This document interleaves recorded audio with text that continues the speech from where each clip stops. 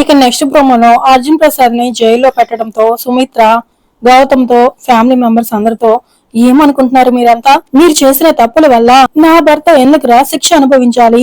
మీ అందరికి ఇప్పుడే చెప్తున్నాను, ఆయన గనక కోర్టు మెట్లు ఎక్కారు అంటే నేను ప్రాణాలతో ఉండను అని సుమిత్ర అనగానే ఆ మాట విన్న భానుమతి, గౌతమ్, అహల్య అందరూ షాక్ అయిపోతాం. అమ్మా అని గౌతమ్ అంటూ ఉంటాడు. ఇక జైల్లో ఉన్న అర్జున్ ప్రసాద్ కూడా ఆ మాట విని షాక్ అవుతూ ఉంటాడు.